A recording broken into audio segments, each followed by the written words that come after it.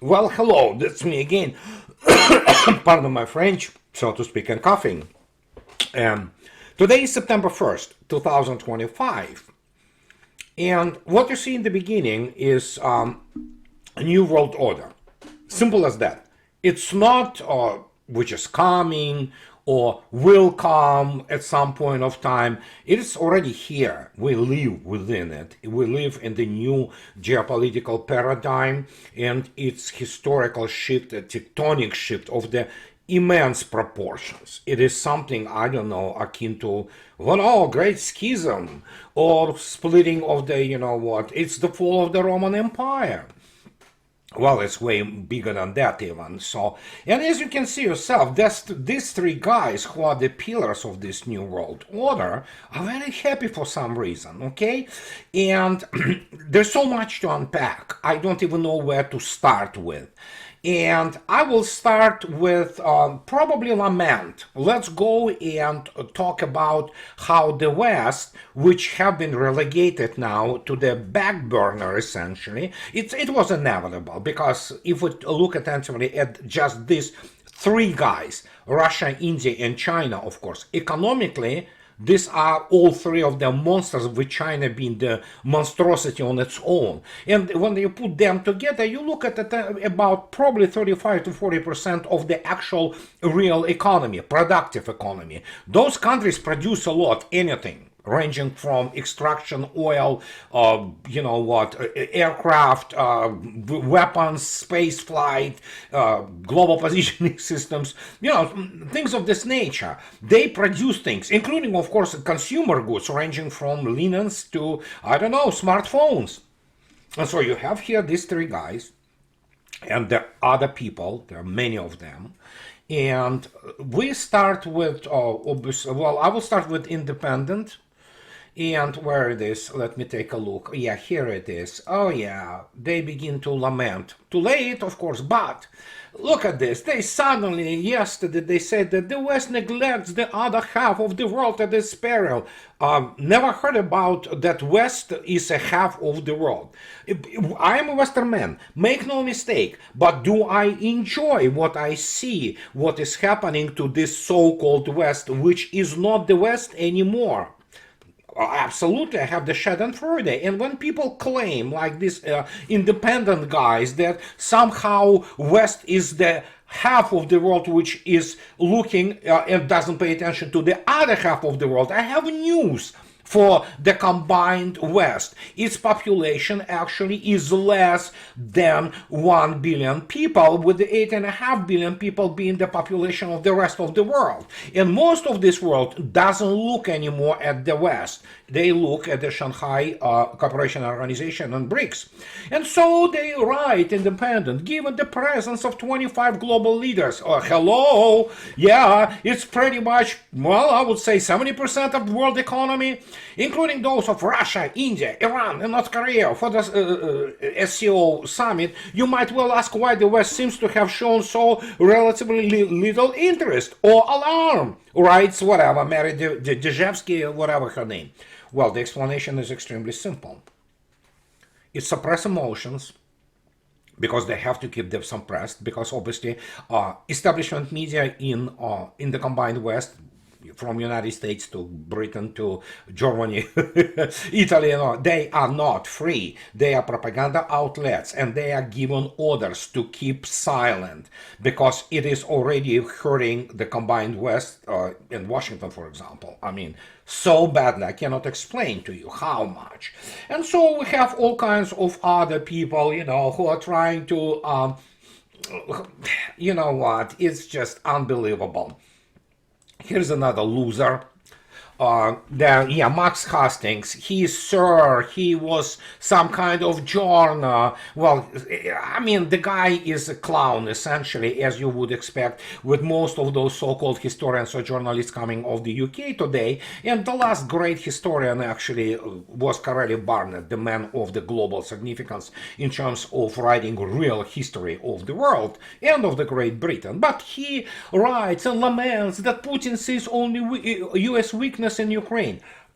he doesn't see it. It's United States is weak. Simple as that. Militarily, it is nothing more than the paper tiger when it comes down to real war. And here comes the most important part. And Vladimir Putin talking to, it's a wonderful speech. You can listen to this speech at YouTube, obviously, and it's already translated in English. And this is the how the Hindustan Times reports it. Yeah, just go there and listen. It's dubbed in English. Putin's SO speech in English threatens NATO, thanks India and China. Well, it's way more than that. And here comes this issue. It's not just Putin who threatens, whatever they call it for some reason, threatens. No, Putin merely states that NATO is the aggressive alliance and that essentially the West, as we know it, is no more, and it doesn't exist, and it shouldn't exist in this present form because it is nothing more than the decomposing corpse of once great civilization. And it is great. I'm Western man. I'm Western man in every single, essentially, facet of my life. How can I say it? I mean, for me, the Shakespeare and Beatles, or or Dreiser, or what have you, just my dear, part of my culture. But, and here comes the most important part, and that should give, for example, everybody else in the West the absolute, shocker. The shocker is, of course, the creation of the Shanghai Cooperation Organization Bank, which automatically means it's over for US dollar, not hegemony. US dollar will continue to circulate and as yet another currency. But the Shanghai SCO bank will be, as Vladimir Putin stated, will be, which is, you understand, when they say about it, it means what the work has been done already and it's ready to be launched. And it's pretty much to protect the countries in terms of trade and from the blackmail by Washington, which at this stage, actually, we can say today, United States is just another great power. Yeah, it's superpower, but it's another great power, and those hegemony times and they are over. It's done. It's over. And it's not just this bank which essentially finishes off the hegemony of dollar. It allows actually the countries of the BRICS essentially, but Shanghai Cooperation Organization, to trade with themselves without any kind of reference and deferring to any kind of the machinations by the currency.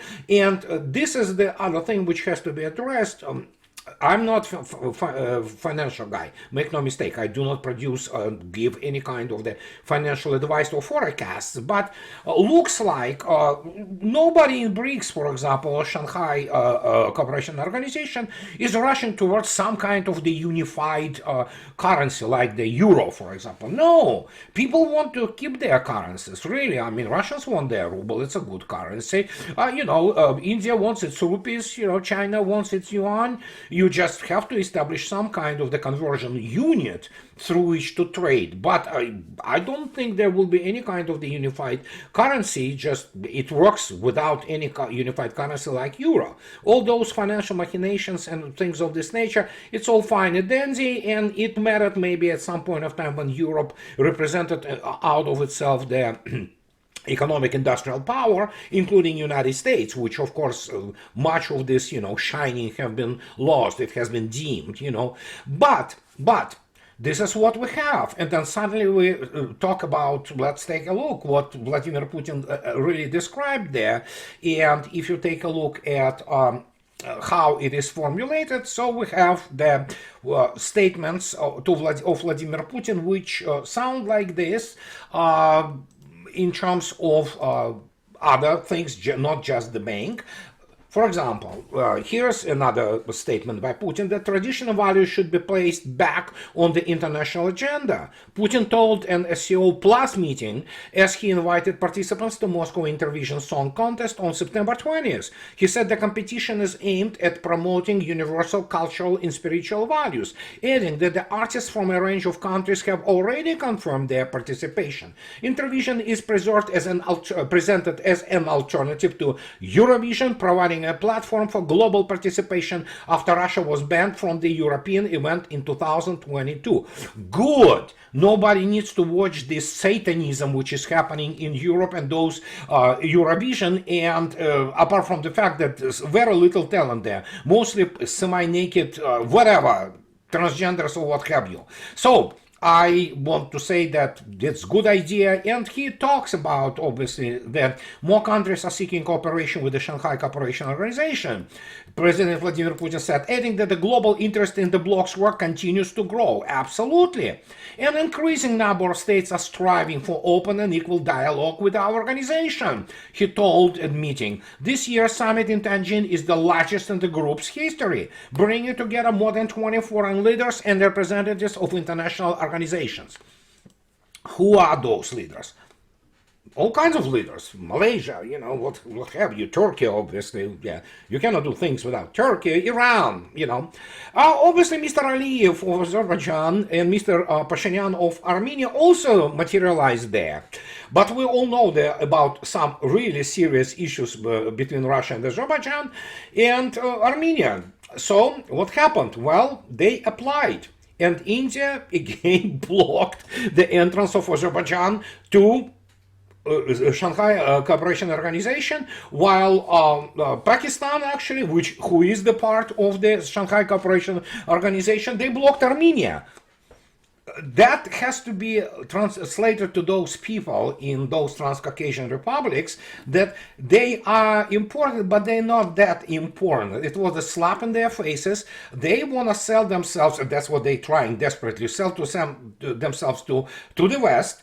Sure, for some reason people think that somehow that is going to strategically, destabilize Russia. This is how the London people, like morons from Chatham House or MI6 or CIA, think about those things. But obviously this is because they are illiterate and they don't know what they're talking about. But they will try. For example, we know that the largest U.S. embassy is in Yerevan. Yeah, this is the largest U.S. embassy anywhere in the world. For some reason, they think that Armenia is that important. For Russians, Armenia is not important. Armenian diaspora is important. Armenian people who live in Russia, they are important. But Armenia is the actually unfriendly country to Russia, and they still don't understand what they want. Well, they want to actually sell themselves to their diaspora in France and United States. Well, that means also that they will disappear as people and as the country fairly soon. But then again, I am on record, and as I already stated, France itself may disappear, and most likely will disappear something by 2050, if not earlier. And we see the dynamics of the West. This is why they have those suppressed emotion. When you look attentively, even while Vladimir Putin and Mr. Z, they really praise the incredible rate of growth of all economies across the board in Shanghai Cooperation Organization, about 5% a year. We have this situation, for example, in Germany, and what can I say? It's not shut and ready. Make no mistake. I mean, I definitely abhor Western elites, but I understand what West peoples of the West are facing.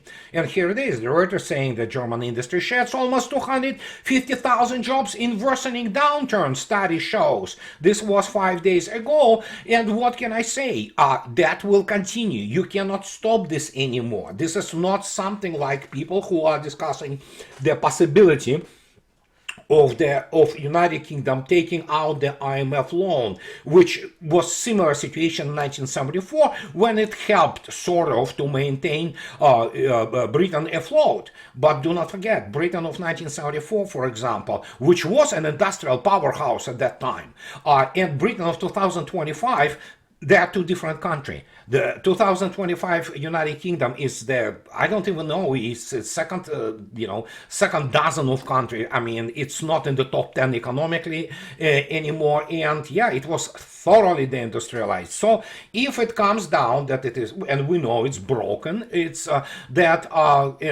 bankrupt, if it comes down to some kind of the IMF loan, which they talk about, not gonna help. it's not going to help. The system itself is broken. And here we have to go and listen to Larry, actually, our good friend Larry Johnson, who says that actually looking at what is happening in the combined West, he talks about Shanghai Cooperation Organization. And a new chapter in the history of international politics has been written, absolutely. But here he correctly states that Donald Trump's foreign policy is turning into a serial production of debacles. And here talking about India. But it's not just India. It is also China. And it is also even with Russia, albeit, yeah, Putin praises Trump and Alaska summit in his speech in Tianjin. But reality is, Trump again dropped some kind of the hot air, purges hot air out of himself, so much that, again, for some reason, there is some meeting between him, Zelensky, and Putin. Mr. Ushakov, the aide to Vladimir Putin today, goes on the record and says, it has never been discussed. It's not even in plans. Nobody preparing anything. Obviously, Vladimir Putin is not going to meet Zelensky. It is obvious he is illegitimate, period. Why Trump does this? He has to, because he has nothing to show, and it's, as Larry correctly states, it's the serial production of debacles. While in reality, again, Russians provided off-ramp for the United States. Unlike it is the case with Europe, Russians must do this.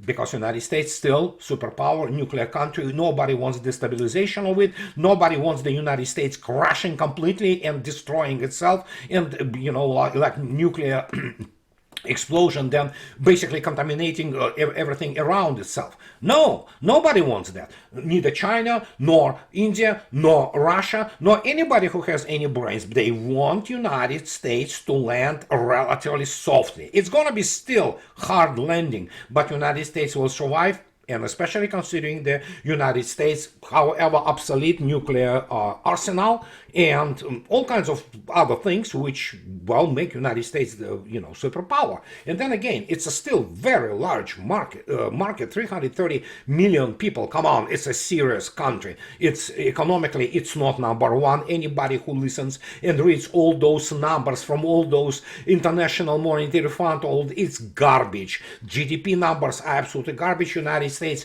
is the second economy in the world, and who knows, depending on how India proceeds with all that, we'll see.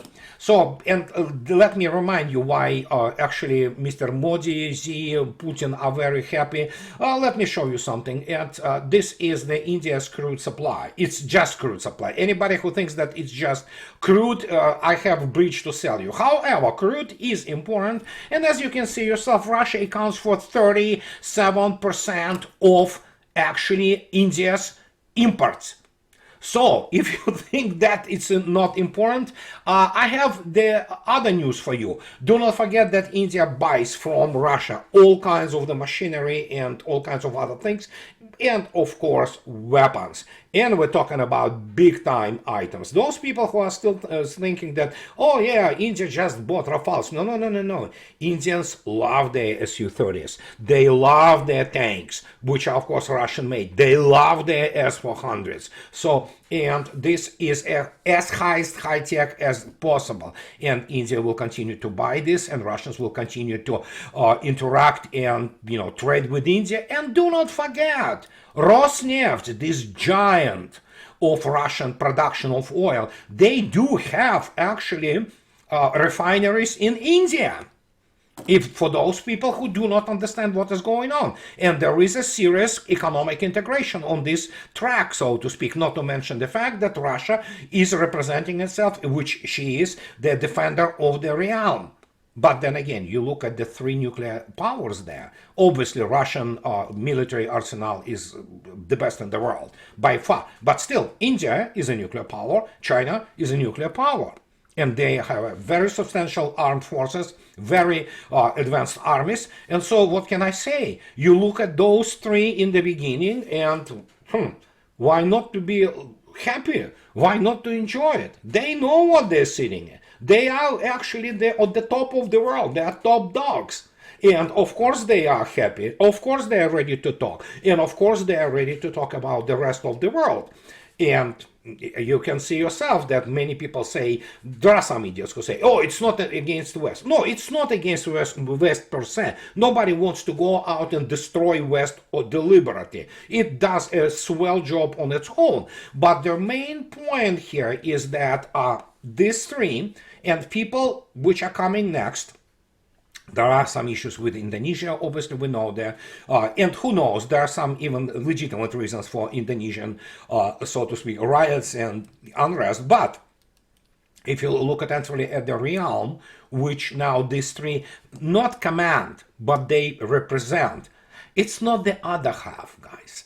Keep in mind, they represent if you put together things. And of course, we have to keep in mind that Shanghai Cooperation Organization is essentially a military, military security, if you wish, representation of BRICS in many respects, or vice versa. BRICS being obviously economic and to a degree political system.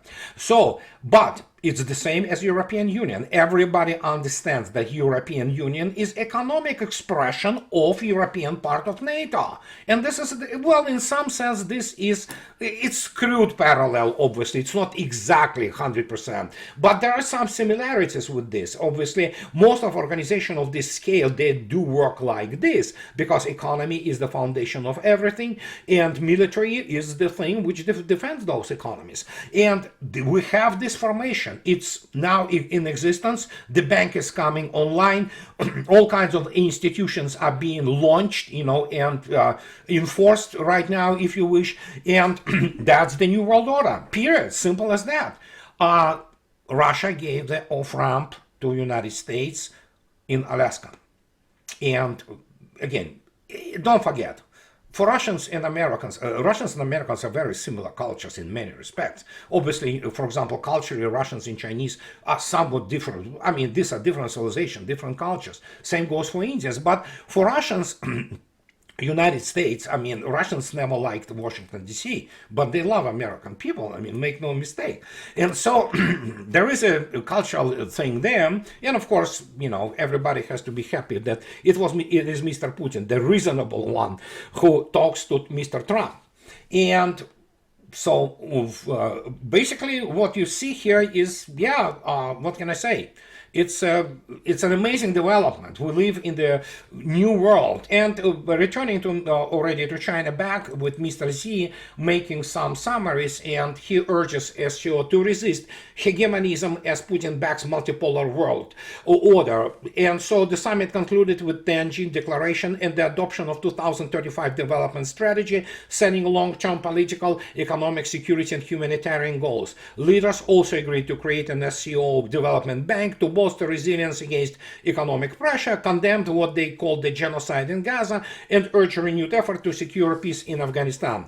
And on Tuesday, Putin will travel to Beijing for talks with Xi, focused on trade, security, the Ukrainian conflict, and ties with the United States. The next day, he will take part in events marking the 80th anniversary of Japan's surrender in World War II. It's going to be magnificent, obviously, parade. And so what I want to say, and this is about true American heroes. Obviously, the United States played a huge role. I mean, the United States largely defeated Japan, Imperial Japan. But there was a lot of fight in China. Do not forget that Red Army participated on a major way, defeating the 1 million strong Kwantung Army. But I want to thank Shea Bose for remembering this.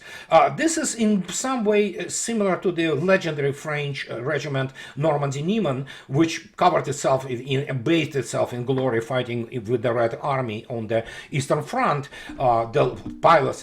But here we have these guys, and their relatives, obviously very few of them survived, if any. But I commend Shea Bose for writing this. As China prepares to mark its victory over Japan in World War II, some Americans, despite tensions with China, will be warmly welcomed in Beijing to watch the massive victory parade of China People's Liberation Army. They are the living relatives of the Flying Tigers. Officially, the American volunteer group were U.S. pilots who fought for China against Imperial Japan in 1941-42. Led by Claire Chennault, they flew P-40s with shark mouth design, destroying over 400 enemy planes and losing under 80. FDR approved their participation. They flew those P-40s. They looked beautiful, fought valiantly and masterfully in the era of China. And absolutely, those people should never be forgotten. And yeah, it's obviously a computer rendering, but that's how they look like. So, and they will be warmly welcomed to this immense celebration in Beijing. And of course, Vladimir Putin and Mr. Xi will be standing next to each other. So, New World Order, simple as that, guys. And there you go. How United States, we're not talking about Europe. Europe, as I already stated, and I understand many Europeans are hurting listening to this, but Europe is an object. It's really not survivable entity anymore as it exists today, because it is broken completely. It's systemic catastrophe for them, including cultural one.